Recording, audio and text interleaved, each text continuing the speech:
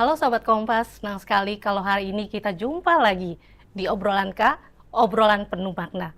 Dengan saya Terence Palar. Dengan saya Mahansa Sinulingga. Ya Mbak Terence, seperti biasa ya, kita di Obrolan K. Tapi kali ini tempat kita beda nih Mbak nih. Kita ada di mana nih? Di Kompas Institute ya? Oh di Kompas Institute Mbak ya. Ini kenapa kita di Kompas Institute Mbak ya? Pasti kita akan membahas sesuatu yang edukatif dan menarik untuk kita sampaikan ke sahabat Kompas. Ya, berhubungan sama human capital nih Mbak ya. Nah, kayaknya lagi rame ya. Nih. Human capital. Nah, ini Mbak nih konon katanya, bukan konon ya, memang menurut prediksi 2030 ya, 2030 Indonesia itu akan mengalami puncak bonus demografi ya. Dan ini memang harus hati-hati nih ya. Artinya kita punya banyak sumber daya manusia, tapi kalau tidak dipersiapkan dengan benar gitu ya, tidak benar-benar siap untuk menghadapi ke depannya, apalagi kita menjelang nanti kan Indonesia Emas 2045. Nah, ini kita harus benar-benar mempersiapkan generasi generasi muda Indonesia, sumber daya manusia kita. Nah, bersama kita kali ini sudah hadir narasumber kita yang memang bergelut dan sedang mempersiapkan satu acara nih Mbak terkait human capital ya. Bisa kita ajak ya untuk memperkenalkan masing-masing. Halo Mas, Mbak, apa kabar? Selamat pagi. Selamat pagi. Pak, boleh dong kita minta kesediaannya untuk memperkenalkan diri, boleh ya? Oh iya, terima kasih Mbak Terence, Mas Aca untuk undangannya. Saya Suwardi Lewis, ada dua organisasi yang saya wakili. Satu adalah GML Performance Consulting. Ya. Kami adalah perusahaan yang banyak membantu klien-klien kami dalam transformasi strategi mereka, eksekusi strategi tersebut, gitu ya. Sedangkan yang dua yang saya cukup excited itu adalah Kubisa. Itu adalah kami adalah suatu platform yang bergerak di bidang edutech. Bagaimana membangun future work skills untuk anak-anak muda yang umur 20 sampai 30. Dan kita bersyukur bahwa ada kesempatan sekarang ini Kubisa dan GML bekerja sama dengan Kompas dan teman saya Pak Yunus Gerakan Nasional Indonesia Kompeten dalam menyelenggarakan event yang cukup menginspirasi ini nantinya. Wah, seru banget nih bakarnya. Ya. Halo Pak Yunus, apa kabar halo. Pak? Baik sekali Mbak Terence. Mas Aca, ya saya Yunus Trionggo, saya praktisi HR. Dan saya aktif di GNIK, di Gerakan Nasional Indonesia Kompeten. Ini adalah kumpulan dari para volunteer, para senior HR, di mana mereka do something for nation untuk membangun Indonesia lebih cepat. Terima kasih Pak Yunus. Nah, yang ini Mbak kita yang cantik. Halo, apa kabar Mbak? Kabar baik Mbak Terence, Mas Aca. Ya, saya memperkenalkan diri juga ya, izin. Saya Glory Oyong, dalam hal ini mewakili Kompas Gramedia di Corporate Communication dan secara keseluruhannya di media kita, Harian Kompas dan juga tentu media-media yang lain yang ada di dalam KG Media. Kami juga bersama-sama dengan GNIK dan juga GML dan juga Kubisa untuk merancang IHC Best in Indonesia Human Capital and Beyond Summit. Nah, kenapa ada media di sini? Karena tentu apa yang ingin dibangun, narasi dan juga bagaimana kita untuk membentuk SDM yang unggul di Indonesia Emas 2045 ini perlu digaungkan.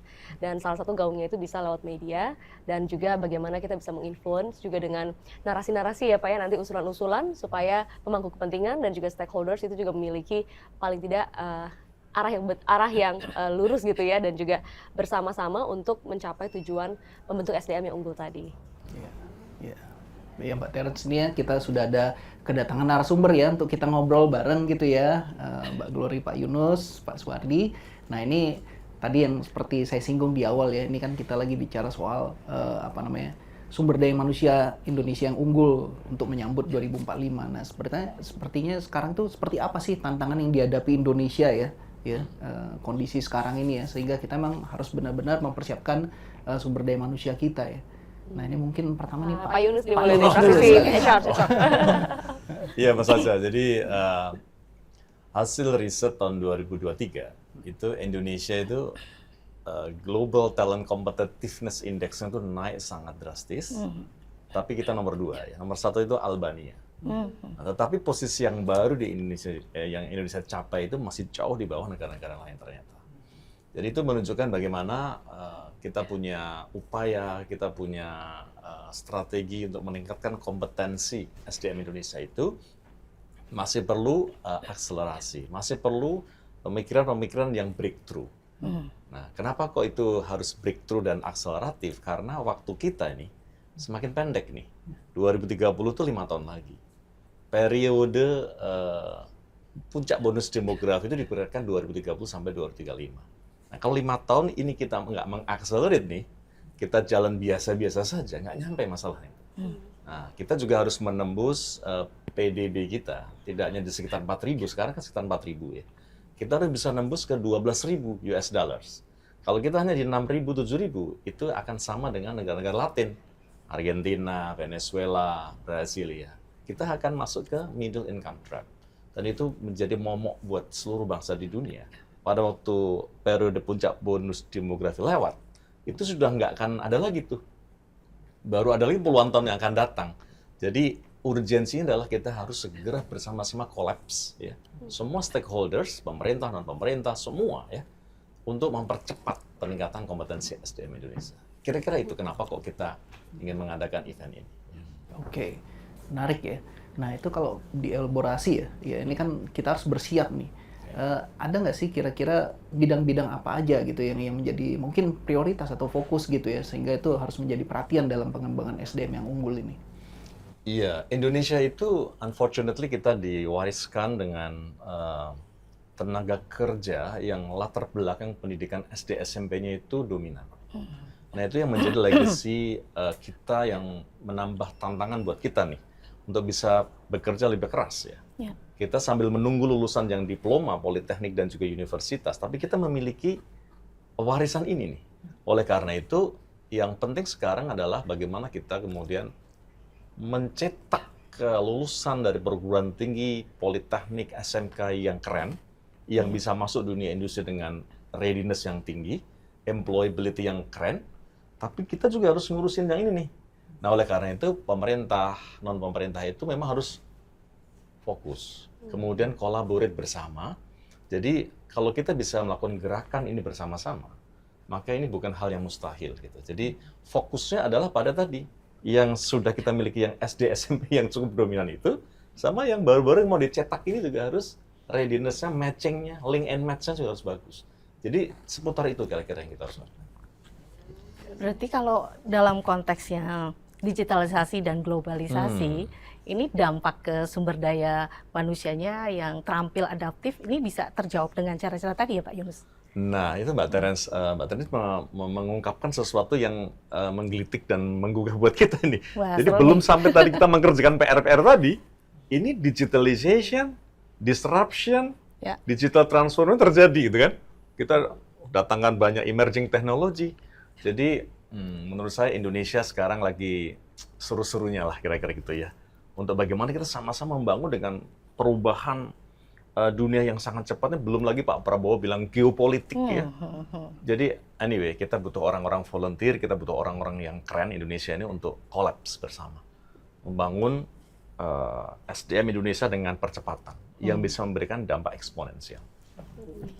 Ya ini kalau udah kayak gini nih, kata kuncinya ini Mbak nih, kolaborasi ya kelihatannya ya. Jadi ini mungkin sesuatu tantangan yang tidak bisa hanya salah satu pihak ya, harus kerjasama gitu ya, pemerintah, swasta, terus mungkin juga dunia perguruan tinggi gitu ya. Nah ini mungkin ada Pak Suwardi, ada Mbak Glory juga nih. Mungkin gimana apa namanya bukan ikut campur, apa namanya turut serta gitu ya, terlibat dalam hal ini ya. Nah mungkin ada pandangan. Ya, kalau kita lihat, kita banyak gunakan kata Indonesia Emas di sini. Saya kira kita perlu ingatkan sobat Kompas, sahabat Kompas mengenai apa itu Indonesia Emas ya. Indonesia Emas itu adalah mimpi kita, bangsa kita itu menjadi Indonesia yang high income per kapita, di atas 11 ribuan dolar per orang per kapitanya, itu tahun 2045. Sekarang itu sekitar 4 ribuan, 4.500 ya, nah turun dikit lah setiap tahunnya. Nah, tujuan kita sebenarnya hanya untuk mencari uang sebanyak mungkin, tapi lebih itu akan merupakan refleksi yang bagus, korelasi dengan keadilan, kemakmuran, dan kesejahteraan daripada bangsa kita.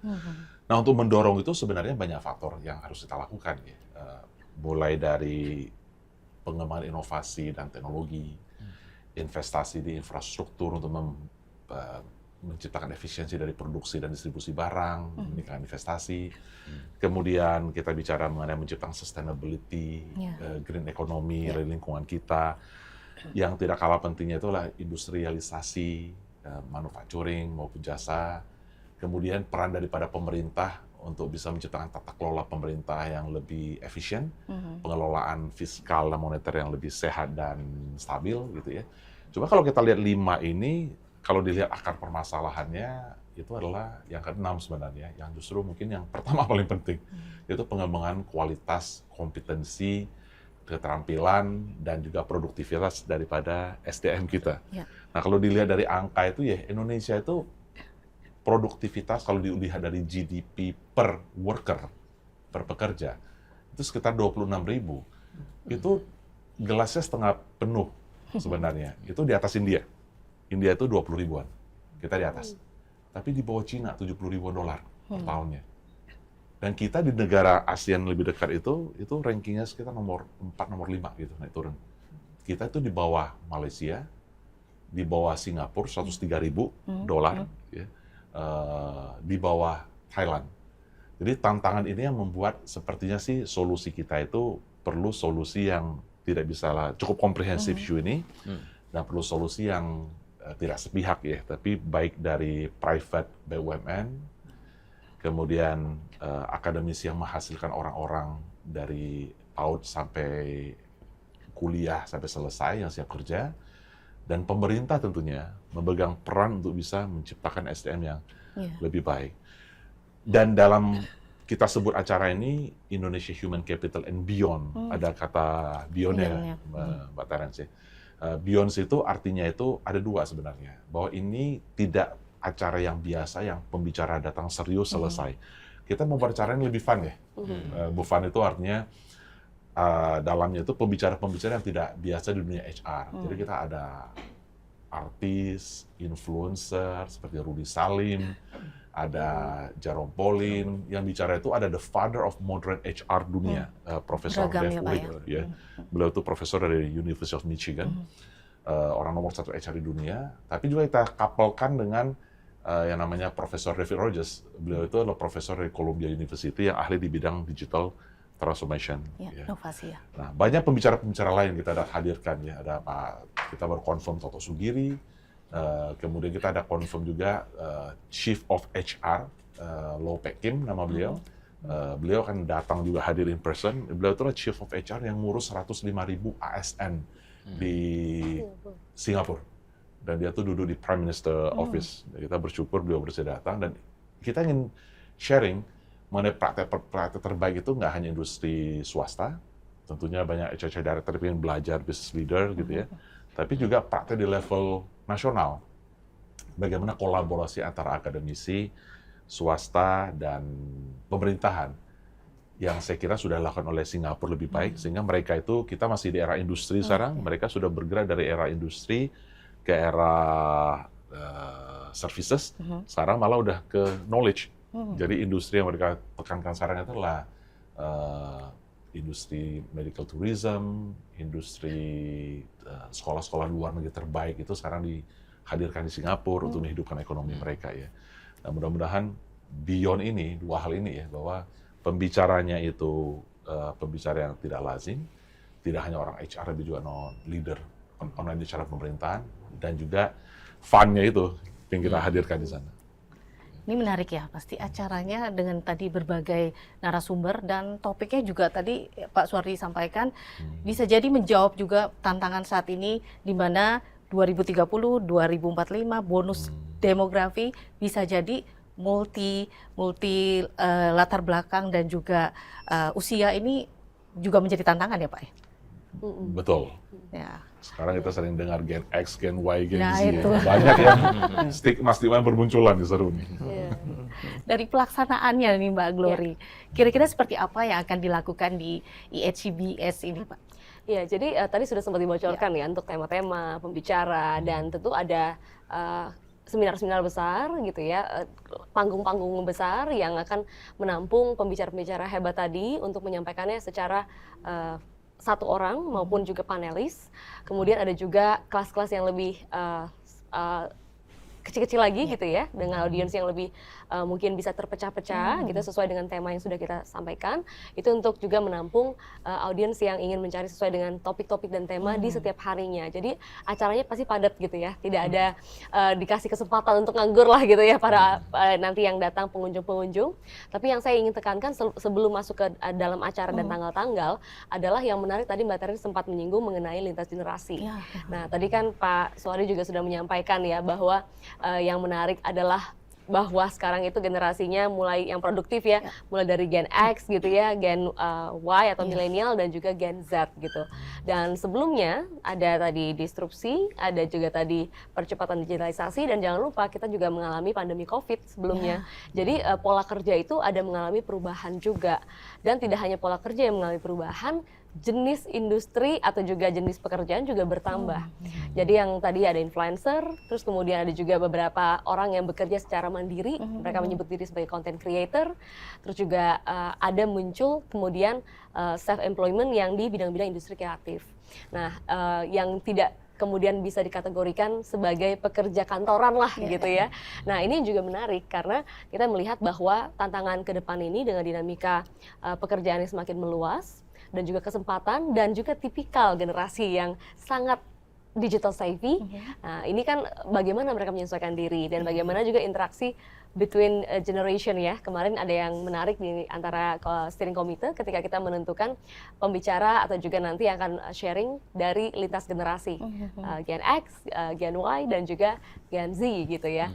Nah, ini yang nanti akan melihat bagaimana pola kerja itu tidak melulu sekarang harus 9 to 5 misalnya. Lalu tidak melulu harus di kantor, ada flexi time.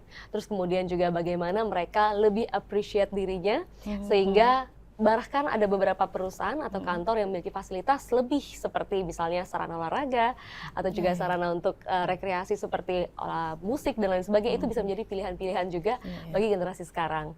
Nah ini akan dibahas juga di dalam beberapa topik-topik yang akan diangkat di dalam acara IHCPS kita.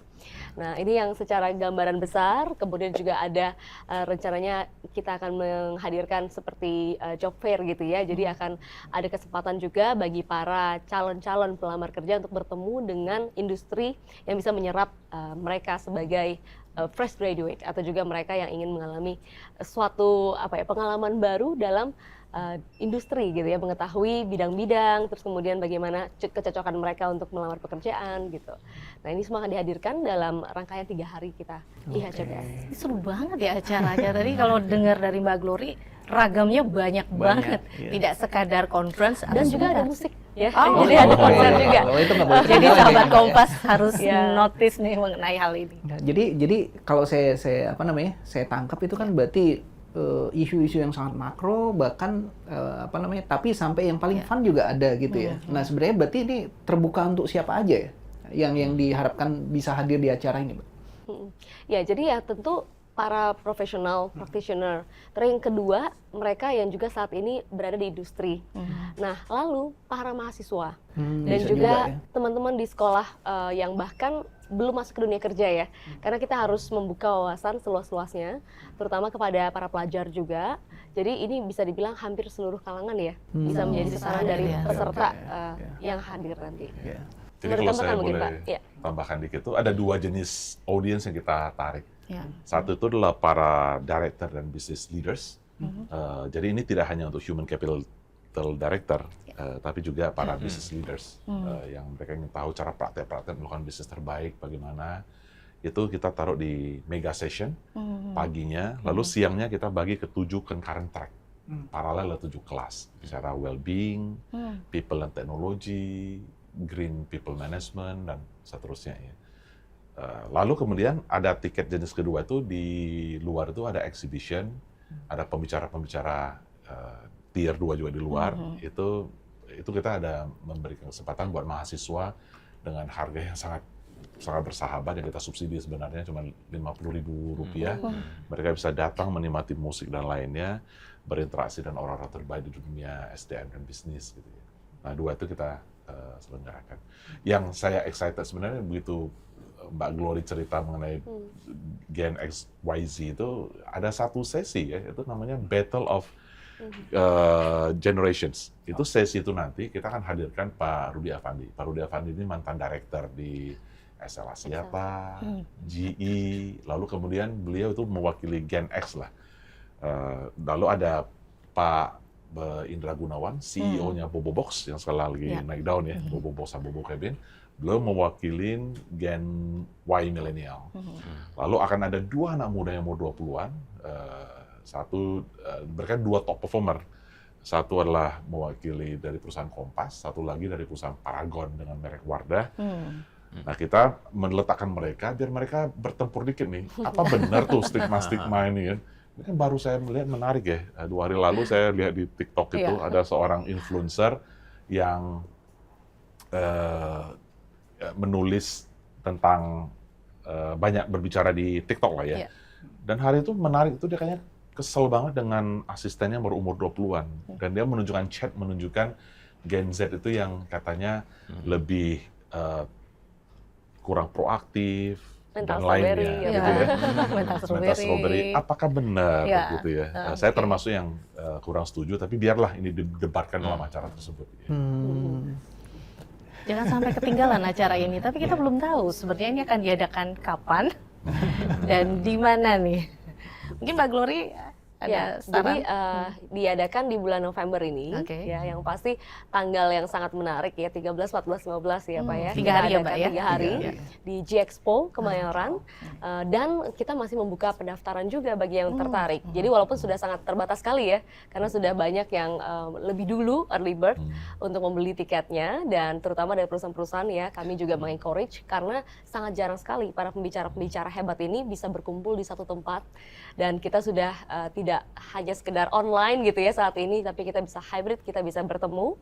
Jadi ada kesempatan untuk bernetworking juga kepada para pelajar, yang teman-teman di kuliah gitu ya, yang sebentar lagi sudah akan masuk ke dunia kerja. Rasanya juga ini masih ada waktu untuk bisa mendaftar lagi, dan kita juga hadir tidak hanya di web, tapi juga ada di social media untuk bisa mengikuti bagaimana mendapatkan tiketnya. Nah, yang paling dekat itu tanggal 1 nanti ya, November.